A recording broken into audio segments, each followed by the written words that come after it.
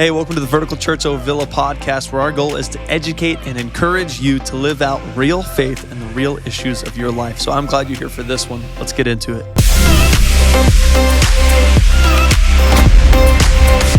Hey everybody, we're talking today about a subject that a lot of people talk about, or let me scratch that a lot of men feel but very few talk about, and that is spiritual leadership in the home. How does that happen?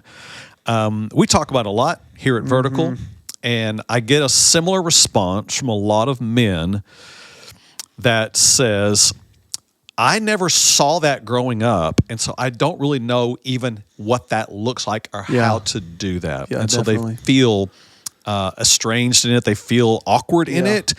And But they feel the desire for it. There's a and they desire know for it. This is good, and there's purpose to do this, and this would be fulfilling and necessary for my family, but I just no clue how. Yeah, and thankfully, many men have begun the process, and God is changing them and changing their home. Yeah. I read a quote years ago from a man that I love to follow for his teaching on leadership skills, just across all phases of life, whether it be business, ministry, organizations, working with people.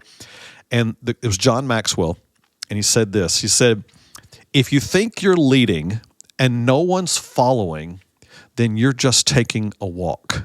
Well, it's very interesting.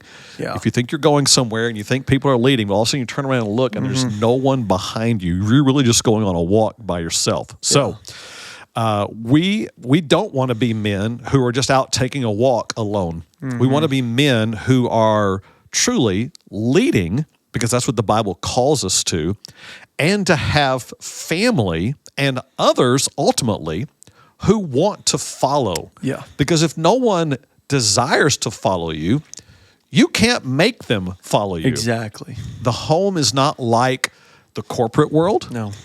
And the home is not like the military. Yeah.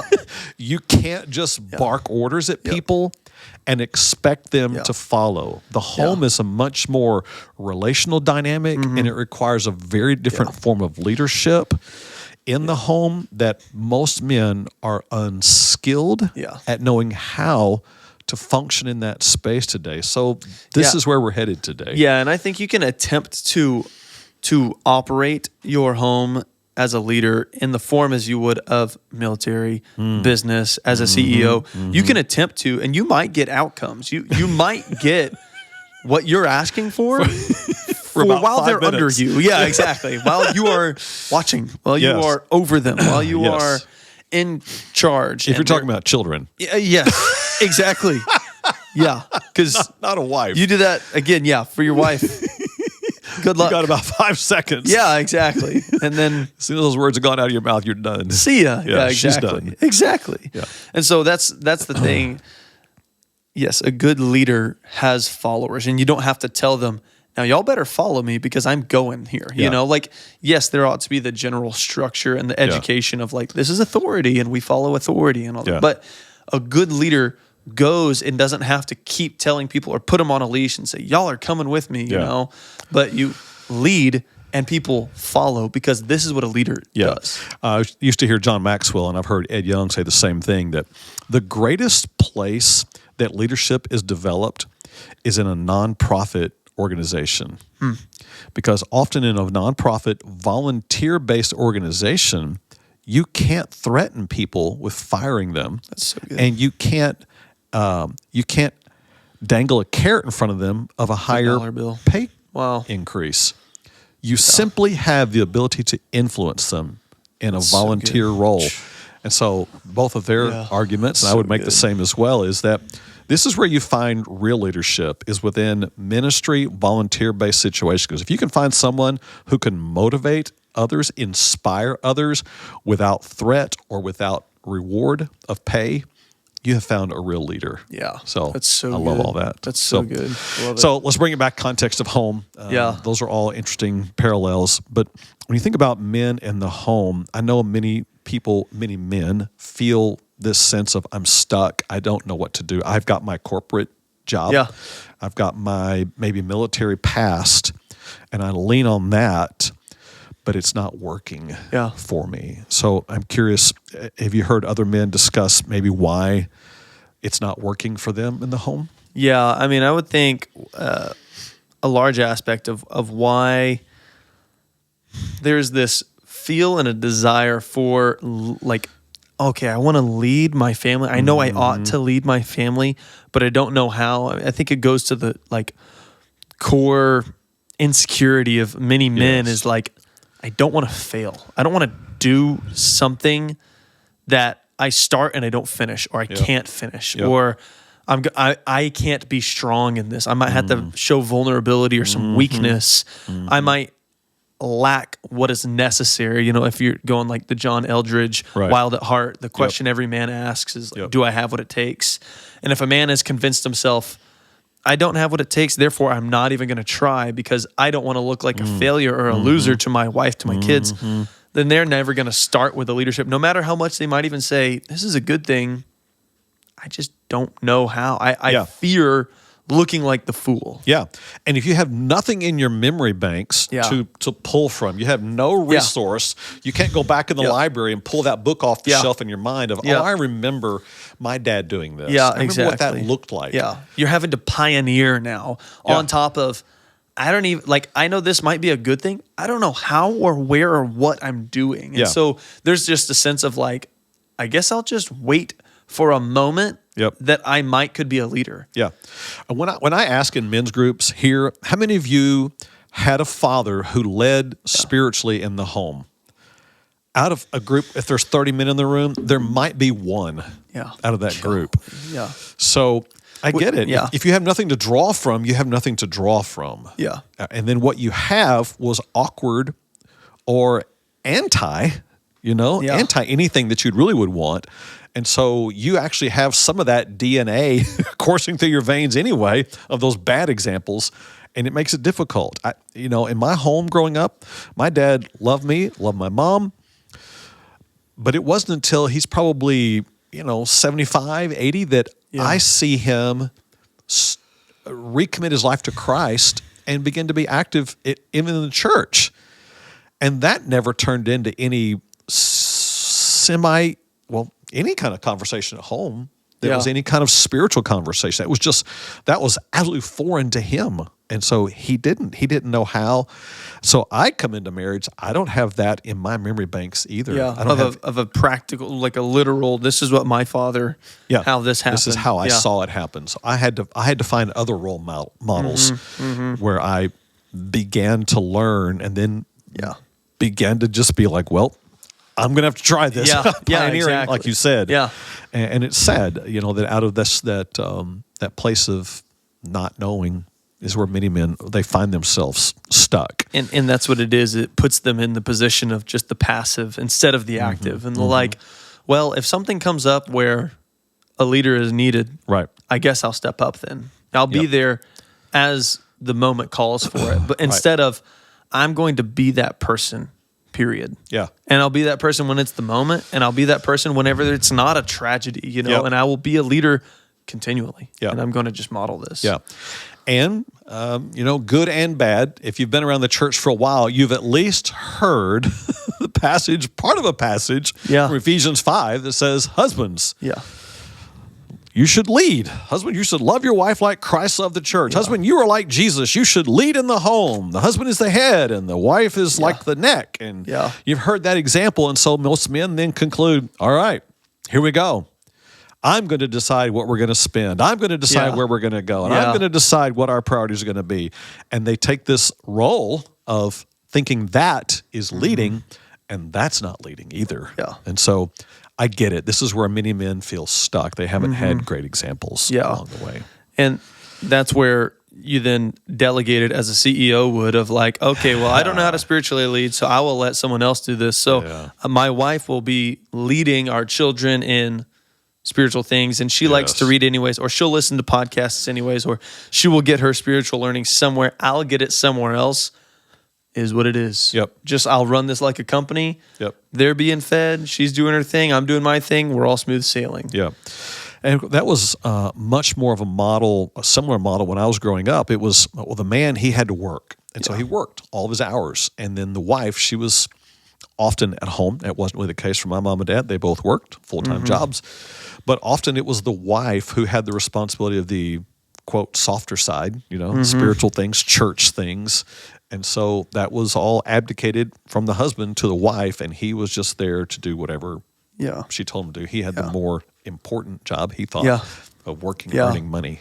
Which then I think we need to then discuss, okay, then how are we going to define what spiritual leadership looks like? Because most men would say, I understand what being the provider of the household is. Like people, like men culturally, I know what that looks like because I make money and then my wife does whatever is needed around the home with that, Right. And I can physically provide the strength when needed. I can play tough and rough with the kids, do the hard things around the house, mow the yard, and I'll provide in that way. Right.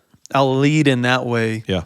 But when it comes to spirituality, I don't know. So if we were to define what does it look like to be a spiritual leader in your home, what does that then look like rather than just financially providing? Yeah. So in those same ways, in those areas you take the lead role, that is also required of men to take the lead spiritual role, to be a shepherd of the home, to be a pastor, if you will, of the home, and assume the responsibility of your own personal walk with Christ and that of your families as well. That you are the icon and you are the initiator of spiritual interactions and experiences in your home. That is on you, sir. Yeah. That is the man's responsibility, according to the scriptures. Yeah. Adam had this responsibility. And what you find actually in the garden is Adam in silence, not being present when Eve interacts with the serpent. It was his lack of presence that put her in a vulnerable position. He was not leading spiritually. So the man of the home, the dad, the husband, the male is called to this responsibility. This does not lessen the wife's responsibility, does not demean hers at all. They are co-laborers in this process. But the uniqueness of the man's role is that he is to be, I'll use these I words again, the icon and the initiator. Yeah. He is to be the one who sees that it happens in the home. If there's going to be a spiritual conversation, he should be initiating it. If there are spiritual matters, he should initiate. Yeah, and not that others cannot, because they should. Yes. But the father is the father and the husband ought to be the one that is involved. I want to be in on this. I want to hear what's going on. I want to speak into what's going on, and I want to help. Let's all be shaped together in this. Yeah, and he, like a shepherd, he accepts the responsibility for the sheep. Yeah, and he cares for them. He protects them. He sees that they're fed, and I don't mean just physically. That's great, sir, that you want to provide and you work hard and you come home. But there is something far more important than just what your children have physically. There's something more important than the food they put on their table, what they're clothed in with their physical clothing. And it is their spiritual clothing and what they are spiritually fed with. And that, sir, is your responsibility more than the pay that you bring home. That's really good. Yeah. Wow.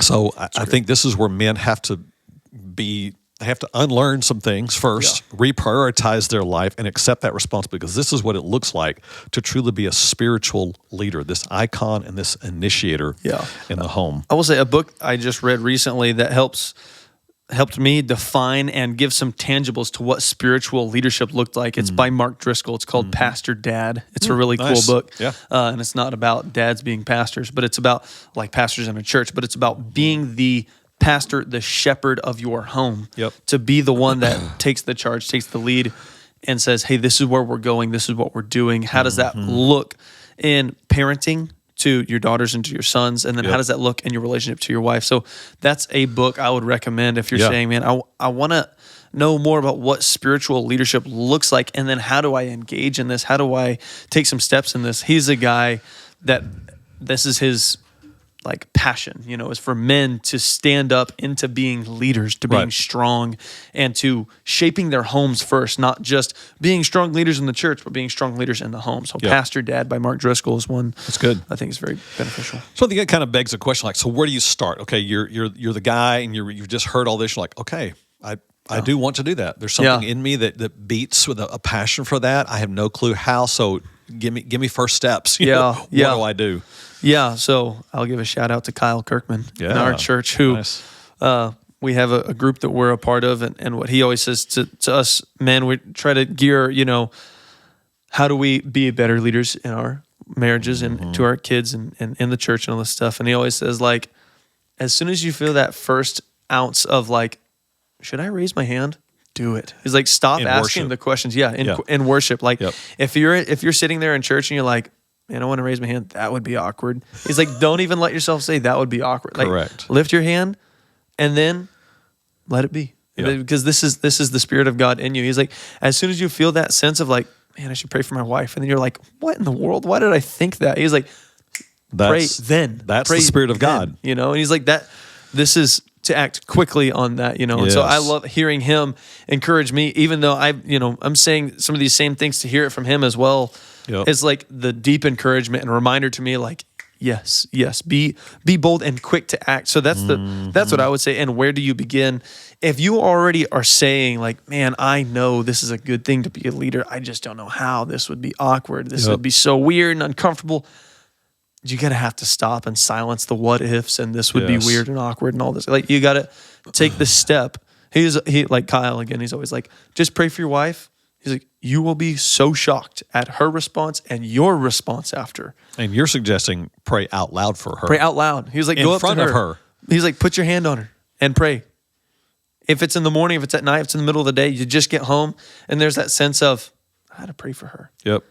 Pray for her. Yes. He's like, he's like, you don't know what's going on, but that's literally God's Spirit to you saying, pray for her. Yeah. And that's us to be obedient. So again, where I'm saying, if you already know and you have that sense of like, man, I want to be a leader, I want to do this, that's God's Spirit in you right there. Yes. And then there is all the opportunity as you just get beyond the fear, get beyond the enemy of your marriage, trying to hush any sense of the Spirit of God in your life. As you push by that and you are just obedient to say, I'm going to do this. Yeah. That's where you begin, is just in taking that first step when you sense it. Yeah.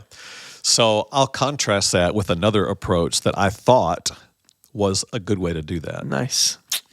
So maybe this is my gifting or personality, all of those together. But I thought, okay, if I'm going to be a spiritual leader in the home, that means, all right, everybody, at 7 a.m., we're all at the breakfast table and we're all going to read the Bible together. That's tough. Yeah. When you got 5 kids, anywhere from 3 to 12. Yeah. And you're trying to get them to the breakfast table before school starts to do, for one, to eat breakfast that they don't. 2, to have a Bible study when they haven't got their hair done yet. They're not dressed all the way in. They can't find their books. I found out that was a fail on so many levels.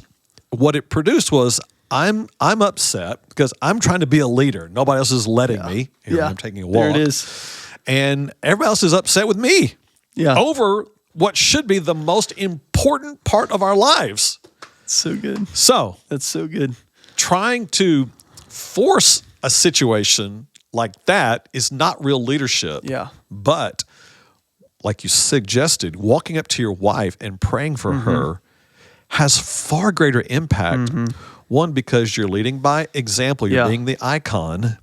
Yeah. And you're being the initiator. Yeah. Which is always a third letter, inspirational to people. Yes, exactly. That's so good. That's going to be my other suggestion in this of like, okay, where do I begin in being a spiritual leader? I would say don't start with, we're going to call all the family meetings and we're going to make this the biggest deal. And this is our new pattern. We're doing this every day. Yes. You're just setting up a very, very tough standard to follow up. It's like if you were to say, I've never been to the gym, but I'm going to go to the gym and absolutely kill it. Like I'm going to just do every machine at the max weight that I can. At the next day, you're going, I ain't never going back there. That was the worst experience of my life. Yeah. But you go and all right, hey, I'm going to do a little bit and I'm going to get comfortable in this. I'm going to exercise this to where I can grow along with it. This is what it means. I'm going to pray with my wife tonight. Yep. Okay. Now you've broken the ice. That's great. Now you can pray with your wife about something more specific together, you know, and you begin to build on this, right? Yep. And Heather and I tried a lot of things over the years. You know, we had to take a book and say, okay, we're going to read this book out loud to each other each night. Yeah. That was nice. Yeah. You know, it's okay. Yeah. Or we're going to have a specific time. We're going to sit down every day and read the Bible. And sometimes that works for couples. And that's great. It didn't work for us very well. What I found worked far more, and I found this in marriage, parenting, and even when we had youth ministry, when there's 30 teenagers in our house, that the greater impact came in the more conversational, open discussion of spiritual truths.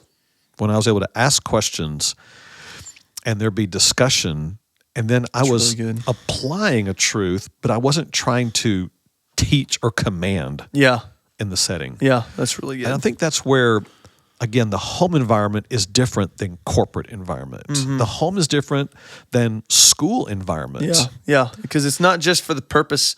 All right, guys, we're going to have this Bible study just for the sake of information transfer. Exactly. Yep. It's not the goal. It's not a school. That's not spiritual leadership. No. It's spiritual education. It's not corporate. It's not military either. You can't just make everybody fall in line. Yeah. Drop and give me 20 Bible verses. And those, for a lot of men, that is the training that they had. They had some military training. They had some corporate training. They had some educational training. And so those are the formats they think of when it comes to faith. And faith and family don't run in those veins. You can't say in quarter 1 we had this many Bible studies. Quarter 2 we had this many prayers answered. It's far more relational. It is spiritual. Spirit first. Yeah. And so you have to read spirit, you have to communicate by spirit, you have to pray. That's what your wife is listening to when you pray for her, is your spirit. Yes. She's hearing your words, but not as really as much as your spirit. Yes. That's a whole other conversation. That's so good. But a powerful one. Yes. And that is where your children will even lead. Yeah. Are there times you have to say, hey, everybody, let's all pay attention right now. Put your phone down. Put that book down. Don't play with that toy right now. Yeah, sure. There's some of that. Yeah. But you just have to be careful in those moments that you don't so orient the moment that you create this dry, lifeless, frustrating spiritual moment rather than something that's life-giving that they will say, that was fun. Let's do that again. Yeah, that's really good. So I think what then this means is we need to talk about if you're going to be doing this, taking steps toward a direction, there's got to be so this is what success, this is the trajectory I'm headed. Yep. I'm starting by just praying one small, simple prayer for my wife, but like, where is this supposed to lead to? Am I supposed to be a mega church pastor now eventually or something? Or like, where am I going? So then I think it's important then for men in marriages and in parenting to have a vision. So can you help define, put some words to what that looks like? Where are you headed if you're beginning with just a small, simple prayer over your wife? Toward what end? Yeah. So I'm going to go back to Psalm 23, the idea of a shepherd. Yeah. The shepherd is successful if he has led the sheep to water and they drank because they wanted to. They rested and they ate. Yeah. You can't force people to drink water. You can't force people to eat food. You can't force them to rest. Yeah. So I always measured success. Is there a greater desire in my wife and my kids for spiritual matters as a result of how I'm leading? That's really good. Or not? That's really good. Do they despise it, run from it, criticize it? Or do I find them coming to me with questions later? It's good. Or do they comment and say, this is really fun? Or do they despise it? If they do, whatever you're doing, stop doing it that way. Yeah. Whatever you're doing. I don't care what it is. Yeah. Find another way. Yeah. And if that means conversations in the car, lead in the car with conversation. If it means conversation at the dinner table, lead. Don't do it awkwardly. Don't do it forcefully. Do it to engage so that it creates desire in them. Another phrase I've used over the years, even in counseling, is make it your goal to win their heart. Yeah. win your child's heart, win your wife's heart. That's really good. And I would say the same thing, win her spiritual heart. Win her desire, win your children's spiritual heart, so that you know they want to listen. You're the icon and you're the initiator, and it's creating inspiration in them. Yeah, that's so good. That's the goal. That's a great vision, because it's important to have that as the vision. This is where I'm headed. This is the trajectory, and you adjust course accordingly. The way in which you do things are going to change according to seasons, the days, the seasons that the kids are in, seasons you and your wife are in, busyness, slowness, but the vision is icon, initiator, inspiration, continually. Those things. That's good. So good. Love it. Yeah, and of course that comes down to what does that look like then on a day-to-day basis? Yeah. That's another question worth asking. Yeah, exactly. What does that look like? Yeah, and I think, like, again, some of these things that you build into, as if you're going to just begin with the simple prayer from you to your wife to God, right? It starts with just that, but there is this family rhythm of, like, we are all gathered and, hey, we're going to pray before the meals. And we're going to think, we're going to have gratitude before these meals. We're going to express our gratitude, not just for this food, but for things going on in the life. Even if you're asking, hey, what are you grateful for? These are now family rhythms you're building. Like, even just saying, we're going to have a meal together. As wild as that is, that does not happen these days, but that is such a high value to building families, is sharing meals and times together.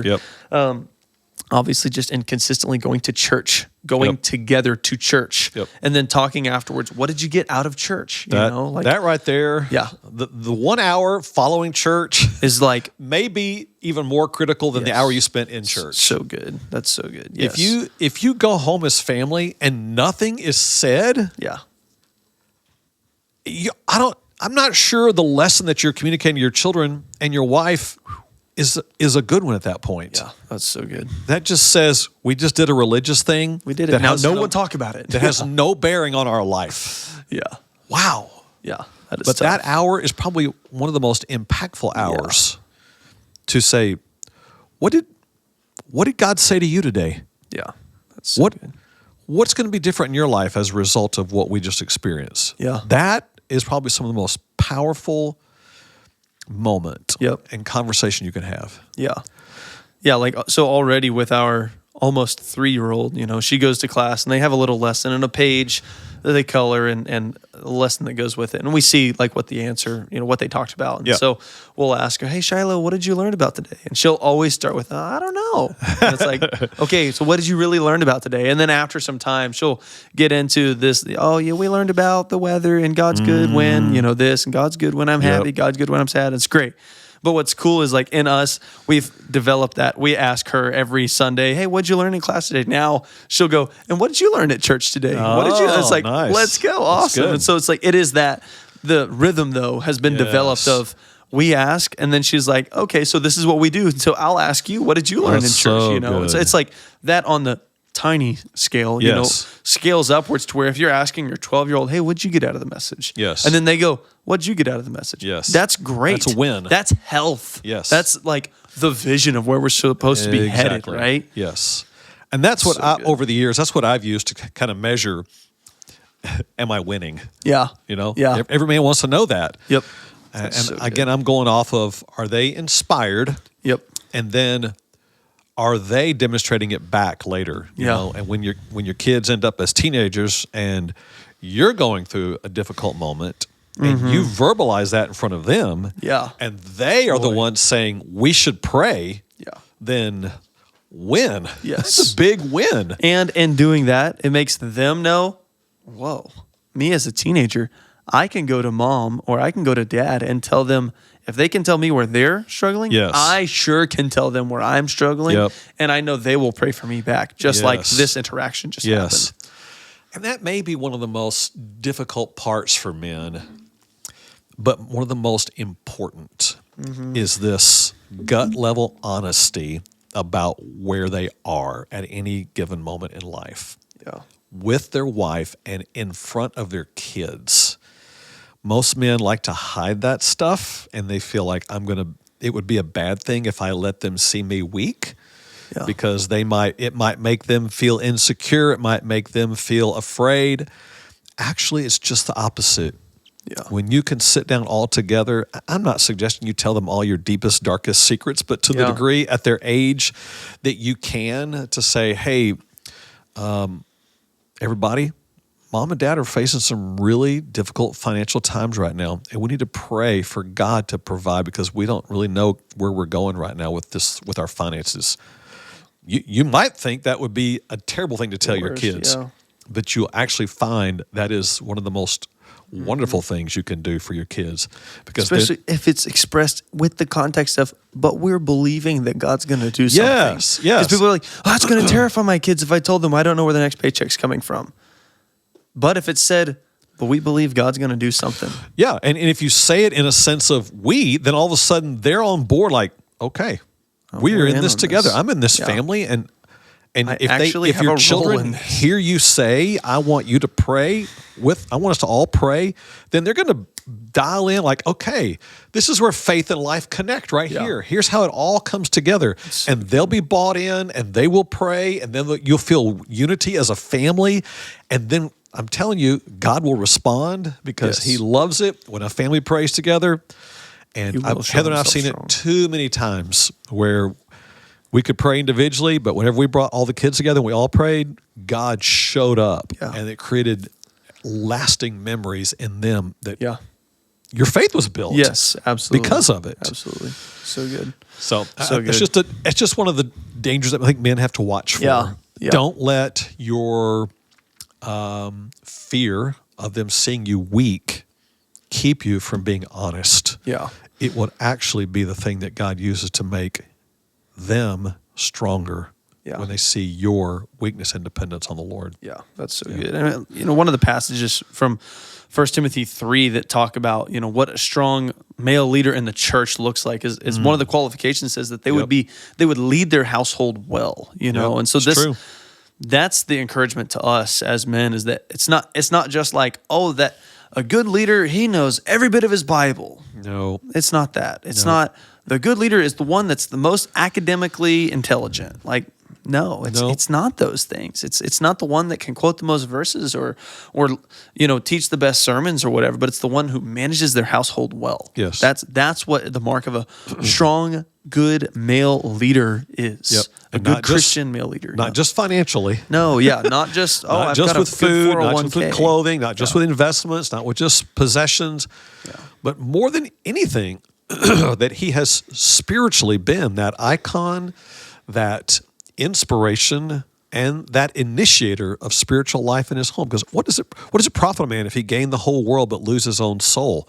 I've often thought that about my family. What does it gain me if I gained financial success, notoriety, possessions, but I lost my wife and I lost my kids? I have lost everything at that point. So it just drives for us. This is the real responsibility. You have that calling.